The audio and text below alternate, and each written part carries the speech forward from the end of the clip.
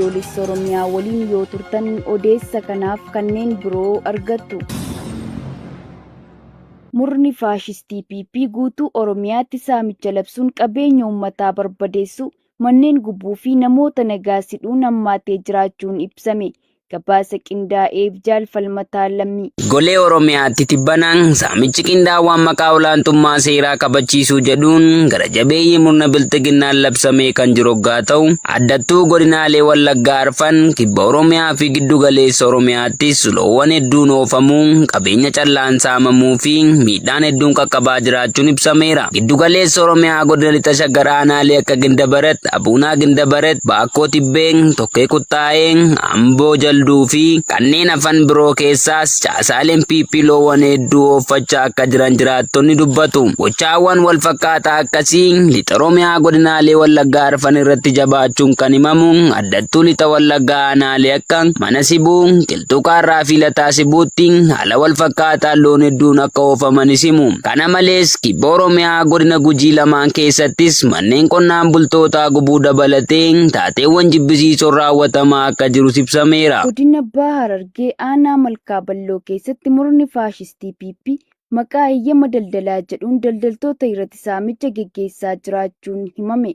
Bal'inni gabaasa kanaa akka itti aanutti isiniif dhiyaata. Godina Harargee Bahaa aanaa Malkaa Balloo bulchiinsa magaalaa Harawaacaa keessatti gaafa amajjii 3/2026 ergamtoonni murna bilxiginnaa maqaa eeyyama daldalaa baafachuu fi haaromfachuu diddan jedhuun manneen daldaltoota jimaa magaalicha keessa jiran guutummaa irratti cufuun tokkoon isaanii irraa qarshii 5,000 guuraa jiraachuu maddeen ONM'tti himaniiru. Murni garaa isaanii guutatanii buluu fi diinagdee uummata Oromoo quucarsuuf jecha guyyuu sababoota garaagaraa qopheeffachuun hawaasa nagaa irratti saamicha raawwachuu hojii idilee isaanii taasifatanii socho'an lukkeeleen bilxiginnaa gochoota jibbisiisoo harka qalleeyyii irratti geggeessan guutummaa Oromiyaa keessatti ammallee qaanii tokko malee cimsanii itti fufanii jiru. Akka maddeen himanitti kaffaltiin kunis waajjira gandaatti kan kaffalamuu fi akkasumallee nagahee kan hin qabne ta'uu himuun saamicha bifa haaraadhaan kaabinoonnii fi hidhattoonni PP ummata ofiifuu rakkoo qaala'insa jireenyaatiin nyaatee buluuf yaaddoo keessa seenaa jiru irratti geggeessaa jiran kanas cimsanii balaaleffatanii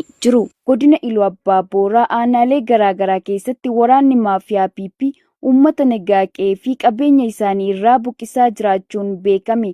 Jaalhiiraan Gameessaa waan qindeeffattee qabdi. Godina Iluu Abbaa Booraa aanaalee akka Billoo Noophaa, Buree fi Mattuu keessaa waraana bilisummaa Oromootu isin keessa qubachaa jira jechuun muddee 25,2025 irraa eegalee waraanni PP jumlaan uummata buqqisaa jiraachuu jiraattonni himan. Aanaa Buree gandoota kanneen akka Goondee Maasoo, Geendee fi Abbaa Gaa'oo keessaa akkasumas aanaa Mattuu gandoota kanneen akka Arseemaa, Gondoosee fi Gooduu keessaa aanaa Billoo Noophaa ganda Cabal Goodarree dabalatee waraanni PP afaan qawweetti dhimma bahuun jumlaan nu buqqisuun gadadoo fi hiyyummaaf nu saaxilaa jira jechuun jiraattonni miira gaddaa fi abdii kutannaan arraata biyyoolessa Oromiyaatti himaniiru. Murni bilxiginnaa waraana bilisummaa Oromoo balleessuuf tooftaalee garaagaraa fayyadamee milkaa'uu dadhabnaan amma immoo bifa adda ta'een uummata jumlaan qe'ee fi qabeenya isaarraa buqqisuun jibbiinsa saba Oromoof qabu ifatti mul'isaa jira. Godina Walloo aanaa Daawaa Caffaatti manneen barnootaa jijjigan suphaa dhabuu,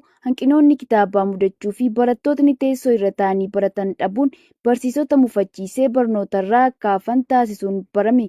Jaalaqaafan Fayyeeraa waan qindeeffate qaba. Kaaba Oromiyaa godina Walloo aanaa Daawwaa Caffaa guutummaa aanichaa keessatti manneen barnootaa argaman cuftii jijjiguun suphaa dhabuu, hanqinoonni kitaabaa akka waliigalaatti mudatee jiraachuu, barattoonni abdii boruu teessoo irra taa'anii baratan dhabuun dhagaa irra taa'anii barachaa jiraachuu hordofee barsiisonni irra deddeebiin rakkoon mana barumsaa kun atattamaan akka isaaniif furamuuf qaama dhimmi kun ilaallatutti dubbachaa turuun yeroo ammaa adeemsa baruu fi barsiisuu kutaa jiraachuu Oromiyaa Naashinaal Miidiyaatti himan. Barsiisonni aanaa Daawwaa Caffaa arraatni biyyoolessa Oromiyaa dubbise jedhanitti wayita barattoonni dheebuu barnootaa akkaan qabaatanii mana barumsaa jijjigaa ta'e keessatti aduu waadamaa dhagaa irra taa'anii baratanii fi nuti ammoo hanqinoota kitaabaan qoramnu kana qaamni dhimmi ilaallatu osoo irra deddeebiin itti iyyannu callisee adeemsi baruu fi barsiisuu akka gufatu waan taasiseef nuti hamilee aduu keessatti barattoota dura ittiin dhaabbannu dhabne barnoota irraa hafaa jirras jedhu. Barattoonni gaafa mana barumsaa dhaqan barsiisonni 2-3 ta'an amileedhuma barattoota kanaa eeguuf dhaqanii barattoota kana dubbisuun jajjabeessanii deebi'aa jiru jechuun kan ibsan yoo ta'u, aanaa Daawwaa Caffaa kanatti manneen barnootaa jijjiganii fi hanqinni kitaabaa fi teessoo mudatee kunneenis muraasni mana barumsaa sadarkaa tokkoffaa Sawiir, mana barumsaa Sarxee, mana barumsaa Sitirii fi kanneen kana fakkaatan ta'uu barsiisonni kun dabaluun dubbatu.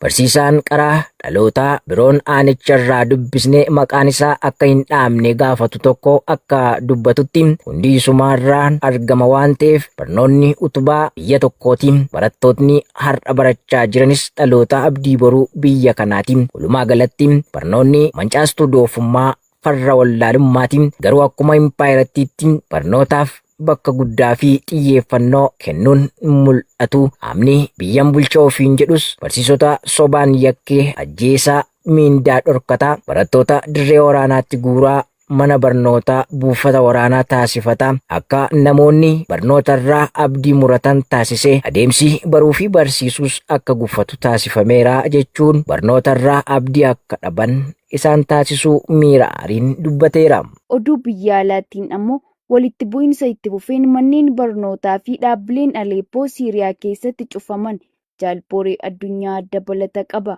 Kibxata darbee kaaba Siiriyaa Aleeppoo keessatti wal dhabdeen loltoota mootummaa fi humnoota koordotaan durfaman gidduutti yeroo tokko uumamu hanga guyyaa lammaffaa isaaniitti itti fufee waan tureef manneen barnootaa fi dhaabbileen mootummaa cufamanii turan jedha miidiyaaleen mootummaa.